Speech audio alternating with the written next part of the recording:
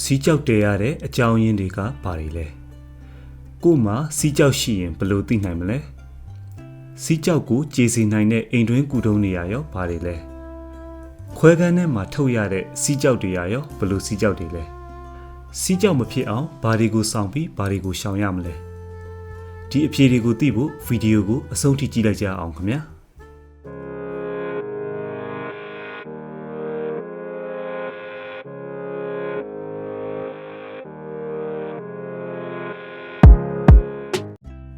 စီးကြောက်ဆိုတာကတော့အများစုကြောက်ကပ်မှာစတင်ဖြစ်ပေါ်ပြီး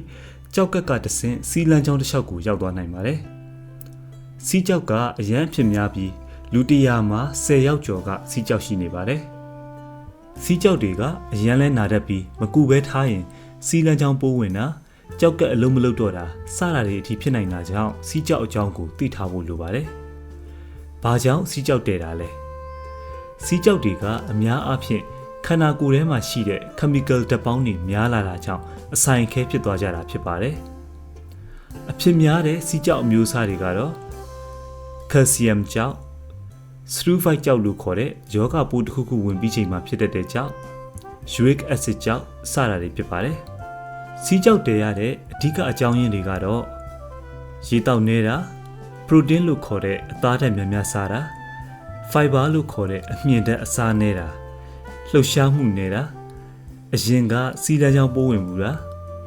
အချိုဆေးများဥပမာ aspirin, antacid, စီးဆေးပိုးသက်ဆေးအချိုနဲ့အတက်ကြဆေးအချိုတောက်သုံးတာစတာတွေကြောင့်ဖြစ်တတ်ပါတယ်မိသားစုမျိုးရိုးထဲမှာစီးကြောက်တဲတဲ့လူရှိရင်လည်းဖြစ်နိုင်ခြေပိုများတတ်ပါတယ်စီးကြောက်ရှိမှဘယ်လိုသိနိုင်မလဲစီးတဲ့ကနေကြောက်ထွက်သွားတယ်ဆိုရင်တော့အသိသာဆုံးပါအရင်ကစီးကြောက်ဖြစ်မှုတဲ့ဆိုရင်လည်းထပ်ဖြစ်လာရင်သိသာပါတယ်အကယ်၍တခါမှမဖြစ်ဘူးရင်တော့ယောဂလက္ခဏာတွေကိုသိထားဖို့လိုပါတယ်။စီးကြောက်သေးရင်တော့ပုံမှန်အားဖြင့်ဘာလက္ခဏာမှပြလိမ့်မရှိပါဘူး။စီးကြောက်ကြီးရင်တော့အခုပြောပြမဲ့လက္ခဏာတွေကိုခံစားရတတ်ပါတယ်။ဘိုက်ရဲ့ညာဘက်သို့မဟုတ်ဘယ်ဘက်မှာနာတာအမျိုးသားတွေဆိုရင်ဝေးစိတ်မှာနာတာကိုပူတာချွေးထွက်တာစီးလန်းချောင်းတစ်လျှောက်နာလာလိုက်တက်တာလိုက်ဖြစ်တာစီးထဲမှာသွေးပါတာစတဲ့လက္ခဏာတွေဖြစ်တတ်ပါတယ်။ကြောက်ကက်နဲ့စီးအိမ်ကိုဆက်ထားတဲ့ယူရီတာလို့ခေါ်တဲ့ပျော်နှဲမှာစီးကြောက်ပိတ်သွားမယ်ဆိုရင်စီးလန်းချောင်းပိုးဝင်တာလည်းဖြစ်တတ်ပါတယ်။စီးလန်းချောင်းပိုးဝင်ရင်တော့ခုနကပြောတဲ့စီးကြောက်လက္ခဏာများအပြင်အဖျားကြီးတာချမ်းတုံဖျားတာအားနည်းတာပင်ပန်းလွယ်တာစီးအယောင်နောက်တာနဲ့စီးကအနံဆိုးထွက်တာလည်းခံစားရတတ်ပါတယ်။ဘလို့ကုသရမလဲ။များသောအားဖြင့်စီးကြောက်တွေကသေးလေးရှိပြီးစီးတဲ့ကနေပဲထွက်သွားတတ်တာကြောင့်ထွေထူးထူးကုသဖို့မလိုတတ်ပါဘူး။စီးကြောက်မထွက်ခင်တရက်နှစ်ရက်လောက်မှာနာကျင်တတ်တာကြောင့်ဒီအချိန်မှာဆရာဝန်နဲ့သွားပြပြီးအကိုက်ခဲပြောက်စေအအံပြောက်စေအယ်ဖာဘလော့ကာလို့ခေါ်တဲ့စီးကြောက်ကိုရှော့ရှော့ရှူရှူထွက်သွားအောင်လို့ကူညီနိုင်တဲ့ဆေးမျိုးတောက်ပေးရင်တတ်တတ်ပါတယ်။စီးကြောက်ကကြီးတယ်စီးတဲ့ကနေသူ့ဘာသူမထွက်သွားနိုင်ဘူးဆိုရင်တော့ဆေးရုံဆေးခန်းမှာထုတ်မှရတတ်ပါတယ်။ကြောက်ရဲ့နေရာနဲ့အရွယ်စားပေါ်မူတည်ပြီးလုပ်ရတဲ့ surgery ၃မျိုးရှိပါတယ်။နံပါတ်1 shockwave lithotripsyဒီနည်းကတော့ ultrasound shockwave လို့ခေါ်တဲ့တုံခါတဲ့လှိုင်းတွေထုတ်လွှတ်ပြီးတော့ကြောက်ချေတဲ့နည်းပါဒီနည်းမှာဆိုရင်တော့စီးကြောက်တွေကအတုံးသေးတွေအဖြစ်ကြေသွားပြီးနောက်မှစီးတွေကထွက်သွားမှာဖြစ်ပါတယ်နံပါတ်2 ureteroscopyဒီနည်းကတော့စီးလန်းချောင်းတွေကိုကင်မရာထည့်ပြီးကြည့်တာပါစီးကြောက်ကိုတွေ့တဲ့အခါမှာတော့အခြေအနေပေါ်မူတည်ပြီးလေဆာနဲ့ခြေတာတော့၎င်းတခါတည်းထုတ်တာတော့၎င်းလုပ်ကြပါတယ်ဒီနည်းကတော့အများအားဖြင့်မေးဆေးပေးပြီးလှုပ်ဆောင်ကြတာဖြစ်ပါတယ်။နံပါတ်3 percutaneous nephrolithotripsy ဒီနည်းကတော့ကြောဘက်ကနေကြောက်ထုတ်တဲ့ကိရိယာကိုကြောက်ကက်ထဲအထိတိုက်ရိုက်ထည့်တာဖြစ်ပါတယ်။သူလည်း ureteroscopy လိုပါပဲ။ကြောက်ချီနေပေါ်မူတည်ပြီးလေဆာနဲ့ခြေတာတော့၎င်းတခါတည်းထုတ်တာတော့၎င်းလုပ်ပါတယ်။ဒီနည်းမှာတော့အမြဲတမ်းမေးဆေးပေးပြီးလှုပ်ဆောင်ကြတာဖြစ်ပါတယ်။အိမ်မှာရောဘယ်လိုကုသနိုင်မလဲ။ရေလုံလောက်အောင်များများတောက်တော့မှာရေထဲကိုတံမယိုသီးညှစ်ထည့်ပြီးတောက်ပါအချိုရည်တွေမတောက်ပါနဲ့စားလျှော့စားပါစတာတွေလုပ်ပေးနိုင်ပါတယ်ဒါပေမဲ့ယောဂလက္ခဏာတွေခံစားရတယ်ဆိုရင်အရင်ဆုံးစီးကြောက်ဟုတ်မဟုတ်ကုသမှုတွေလိုမလိုသိရအောင်ဆရာဝန်နဲ့တွားရောက်တိုင်ပင်ပြီးမှဒီအချက်တွေကိုလှုပ်ဆောင်ရမှာဖြစ်ပါတယ်ဒါဆိုနောက်ထပ်စီးကြောက်တွေမဖြစ်အောင်အိမ်တွင်းကူတုံးနေနဲ့ဘယ်လိုကာကွယ်နိုင်မလဲဒါနဲ့ဒေါက်တာဘစ်ရဲ့ဗီဒီယိုတွေကိုကြိုက်နေတဲ့ဆိုရင် YouTube မှာ subscribe လုပ်ထားပြီး Facebook မှာ like and follow လုပ်ထားဖို့လည်းမမေ့ပါနဲ့ခင်ဗျာပြီးတော့ notification ခေါင်းလောင်းလေးလည်း on ထားပေးပါဒါမှနောက်ဗီဒီယိုအသစ်တွေတင်တဲ့အခါမလွတ်တမ်းကြည့်ရှုနိုင်မှာဖြစ်ပါတယ်ကာကွယ်နည်းတွေမှာလည်းခုနကပြောခဲ့တဲ့ကုသနည်းတွေပါဝင်ပါတယ်ဒီနည်းတွေကစီးကြောက်ထပ်မံဖြစ်ပွားနိုင်ခြေကိုရှော့ချပေးုံနဲ့မကပဲအချို့ကြောက်တွေကိုလည်းအရွယ်အစားသေးသွားကြေသွားစေနိုင်တဲ့နည်းတွေဖြစ်ပါတယ်နံပါတ်1ရေလုံလောက်အောင်တောက်ပါ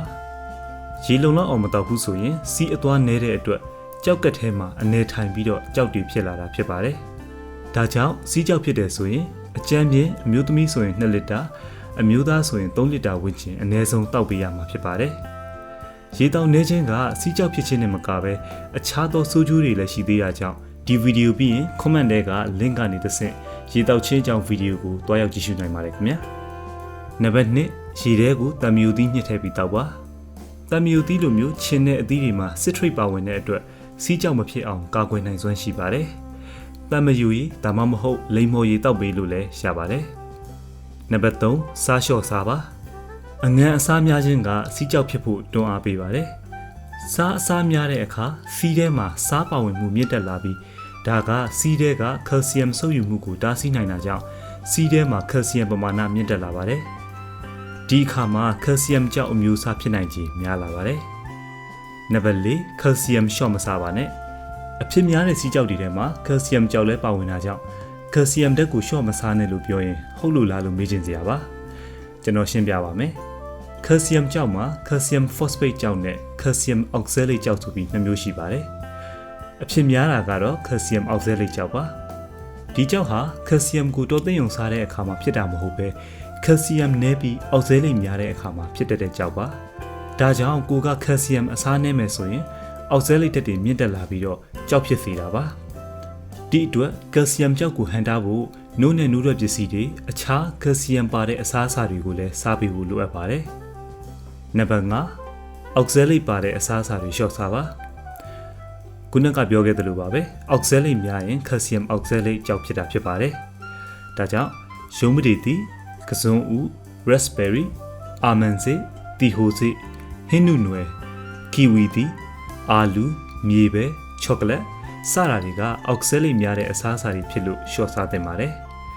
ဒါပေမဲ့အောက်ဆဲလိတ်ကအသီးအရွက်အသီးအနှံနဲ့အစိအစံတော်တော်များများမှာပါဝင်တာကြောင့်လုံးဝဖျက်ချလိုက်လို့မလွယ်သလိုလုံးဝဖျက်လိုက်เสียရလည်းမလိုအပ်ပါဘူးနံပါတ်6 uric acid များတဲ့အစားအစာတွေလျှော့စားပါစီးကြောက်အမျိုးအစားတွေထဲမှာ uric acid ကြောက်အမျိုးအစားလည်းပါပါတယ်တရိတ်ဆန်ကရတဲ့အသားအသေးကြောက်ကက်စတာတွေက uric acid ကိုများစေနိုင်တယ်လို့ citrate ကိုလည်းနည်းစေနိုင်ပါတယ်ဒါကြောင့်သူတို့ကိုအလွန်ကျွံစားမယ်ဆိုရင်တော့ uric acid စီးကြောက်ကိုဖြစ်စေနိုင်ပါတယ်ဒါပေမဲ့အသားကိုလုံးဝဖျက်လိုက်ပြီးတက်တက်လွတ်ပဲစားမယ်လို့လုပ်စီရတော့မလိုပါဘူးတနေ့လုံးစာမှာအသားဓာတ်ကိုအကြံပြင်းလက်သီးစုပ်စာလောက်ပဲစားမယ်ဆိုရင်တော့အဆင်ပြေပါတယ်စီးကြောက်အကြောင်းကတော့ဒီလောက်ပါပဲကြောက်ကက်ကျမ်းမာရေးထိမ့်သိမ့်နည်းတွေနဲ့ကြောက်ကက်ကိုထိခိုက်စေတဲ့အရာတွေကိုတော့နောက်ဗီဒီယိုတစ်ခုမှတင်ပေးထားတာဖြစ်လို့ comment ထဲက link ကနေတွားရောက်ကြည့်ရှုနိုင်ပါတယ်ဒါဆိုရင်တော့နောက်ထပ်ဗီဒီယိုတစ်ပုဒ်မှာပြန်ဆုံကြတာပေါ့ခင်ဗျာ